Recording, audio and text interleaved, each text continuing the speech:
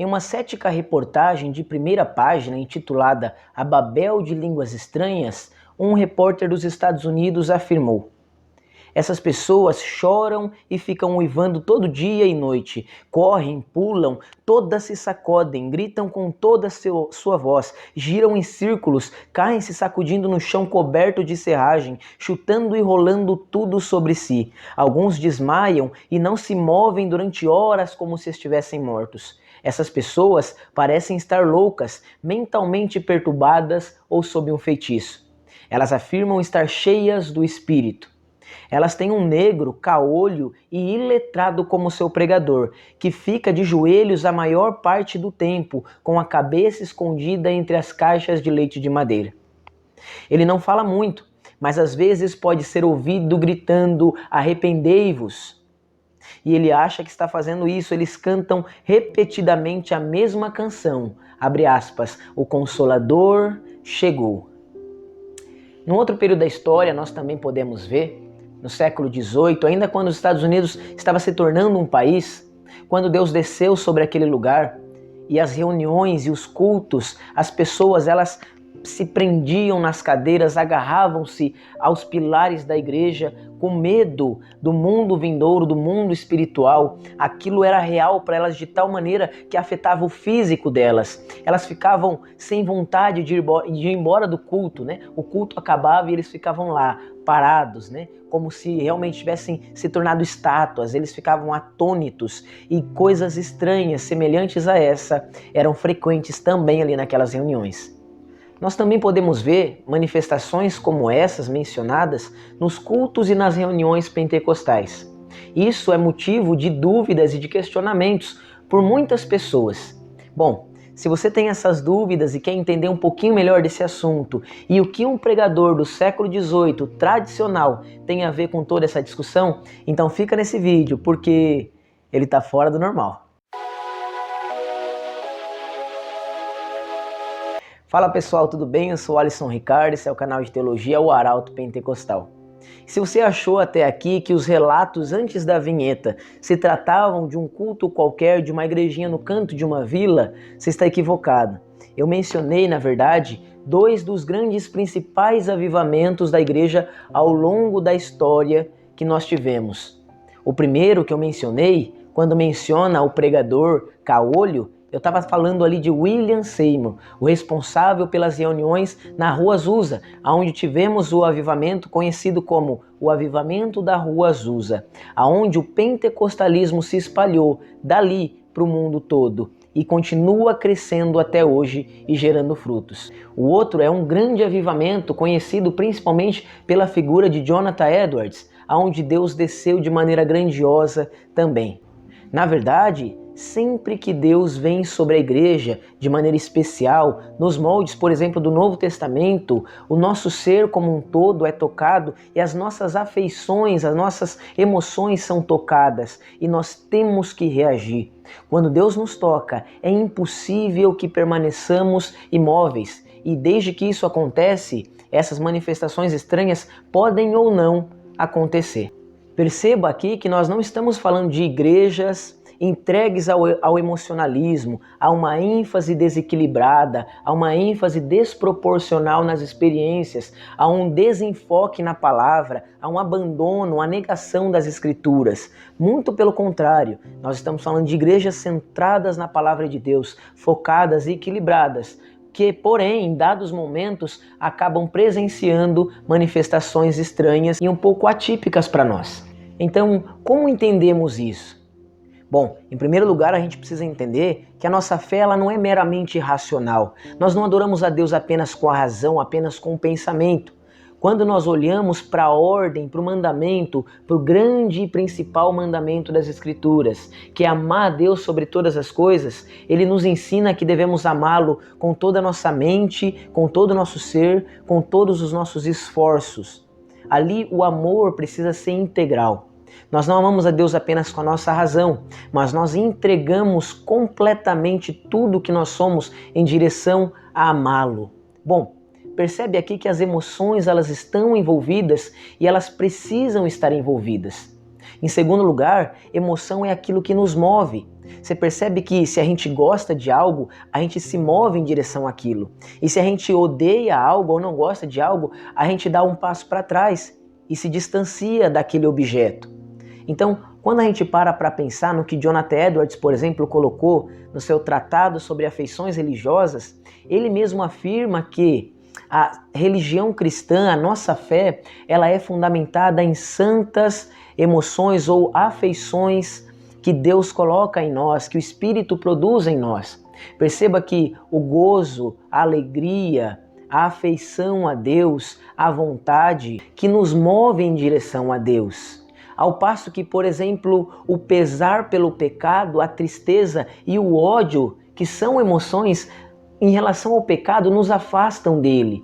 Então, a emoção ela faz parte da nossa fé. E em terceiro lugar, é impossível que Deus nos toque e nós permaneçamos imóveis. Deus, sempre que Ele vem sobre nós, ou nós vamos nos afastar dele em rebeldia, ou nós vamos nos entregar e nos rendermos a Ele. É impossível que Deus nos toque e nós permaneçamos imóveis.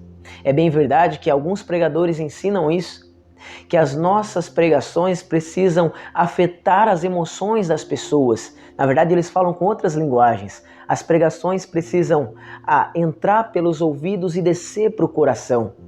É exatamente aonde eu queria chegar aqui, irmãos.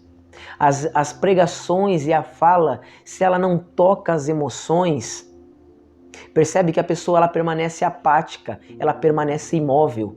A emoção, portanto, é algo necessário. A emoção é aquilo que nos afasta, nos repele de algo ou nos aproxima e nos faz abraçar.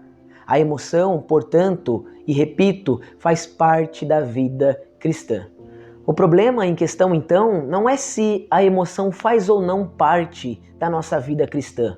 A grande questão, no fim das contas, é quando essas emoções ultrapassam o limite do que é considerado bom senso, quando essas manifestações se tornam incomuns, se tornam estranhas. O ponto se encontra aqui. Mas e aí? Como a gente entende esse assunto? Como a gente pensa essa questão? Qual seria, nesse sentido, o posicionamento mais sábio? É aqui, nesse ponto, que Jonathan Edwards, um pregador tradicional, filósofo dos Estados Unidos, lá do século XVIII, pode nos ajudar. Tudo isso porque ele viveu num período onde Deus verdadeiramente desceu sobre a igreja. E realmente coisas estranhas assim começaram a acontecer. E na congregação, na onde ele vivia ali, tinha por um lado os avivalistas, aqueles dados à emoção que realmente se entregavam impensadamente e muitas vezes irracionalmente a essas experiências, a essas emoções, a essas vivências. E por outro lado, aquelas pessoas mais conservadoras, que dizia que no fim das contas, tudo aquilo que estava sendo promovido não era de Deus, era realmente apenas emoção. Jonathan Edwards, então, como responsável e condutor daquele avivamento, responsável por orientar e articular tudo aquilo que estava ocorrendo, ele vai escrever o seu tratado chamado O Tratado sobre Afeições Religiosas. E é ali que ele vai tentar conciliar e equilibrar essa visão. Em linhas gerais, a conclusão de Jonathan Edwards é que as experiências, elas fazem parte da vida cristã, principalmente por essa questão que a gente acabou de tratar agora há pouco, das emoções estarem em nós e nos moverem em relação a Deus. Porém, as experiências espirituais não são prova e nem contraprova de que alguém é ou não espiritual, ou de que alguém tem ou não saúde espiritual. A conclusão de Jonathan Edwards é que as manifestações em si mesmo não apontam ou não evidenciam uma saúde espiritual. E, portanto, elas não podem ser julgadas por si mesmo. Em resumo, em síntese, o que Jonathan Edwards apresenta é que as manifestações não podem ser julgadas por si mesmas, mas sim pelos frutos que elas geram. Agora deixe-me dar um exemplo bíblico para que isso fique mais claro. Nós temos ali no texto de Atos 2 o cumprimento de uma promessa, de uma profecia. O Espírito desceu realmente à semelhança do que Joel profetizou sobre toda a carne. É Pedro que, tomando a palavra, vai afirmar que aquilo é cumprimento de promessa. Ou seja, em primeiro lugar, era Deus que estava produzindo aquilo, era Deus que estava tocando. Em segundo lugar, o que nós temos? Uma manifestação interna, um encher do Espírito, um preencher, um revestimento. Mas ao mesmo tempo, em segundo lugar, nós temos manifestações externas. Porque o que acontece depois deles começarem a falar em novas línguas? Percebe aí uma manifestação estranha, fora do comum? As pessoas ao redor, a manifestação foi tão incomum que as pessoas ao redor achavam que eles estavam bêbados, como afirma o texto de Atos capítulo 2. Ou seja, manifestações podem ser frutos de emoção apenas, podem ser produzidas pelo homem apenas, sim, mas elas também podem ser produzidas por Deus, sim. Sempre que nós olhamos ao longo dos avivamentos em que Deus manifestou de maneira grandiosa o seu poder, nós também podemos ver presente ali manifestações e coisas estranhas acontecendo. E aqui em Atos 2 nós temos um desses momentos, quando Deus desce, o Espírito Santo desce, toca aquelas pessoas, elas reagem internamente, sendo cheias do Espírito, mas externamente apresentando manifestações estranhas. Tá, ok, mas qual é o resultado de Atos 2 e daquele movimento? O resultado é que depois de ser cheio do Espírito, Pedro se coloca em pé, prega e 3.000 almas são salvas. Agora, a gente precisa entender que o mover de Deus ali naquele cenário não é Pedro pregando apenas. O que leva as 3.000 almas a serem salvas não é apenas a pregação de Pedro, mas todo o contexto. Percebe que as manifestações e tudo o que aconteceu ali levaram as pessoas a ficarem suscetíveis, a ficarem querendo ouvir o que tinha que ser dito, porque é elas que perguntam depois, e o que havemos de fazer para sermos salvos? Elas perguntam para Pedro. Tamanho foi a descida, a manifestação de Deus naquele lugar. O resultado de tudo aquilo é que 3.000 pessoas foram salvas. Claro que não podemos atribuir a salvação dessas 3.000 pessoas às manifestações que ocorreram ali, e nem também à pregação de Pedro somente, mas principalmente aquele evento, propriamente da descida do Espírito e da pregação de Pedro. Logo nós temos a conclusão que sempre que Deus desce, algo acontece dentro do homem, principalmente, mas às vezes também externamente. Quando nós olhamos mais uma vez ao longo da história, nós temos, por exemplo, como já foi mencionado, o grande despertamento, principalmente ali com a figura de Jonathan Edwards. Deus desceu ali e a história daquele ambiente nunca mais foi a mesma. Nós temos o avivamento da Rua Azusa, que também foi mencionado, quando Deus desceu ali e coisas estranhas aconteciam, porém a história do mundo nunca mais foi a mesma, porque dali iniciou-se o que hoje nós encontramos e conhecemos como a denominação pentecostal. E principalmente no texto de Atos 2, onde nós vemos grandes coisas acontecendo ali e nós temos a plena certeza que é Deus que está produzindo aquilo. Ainda hoje nós podemos ver coisas assim acontecendo. Em diversas reuniões pentecostais, e quem vive e convive nesse ambiente consegue afirmar e testemunhar isso.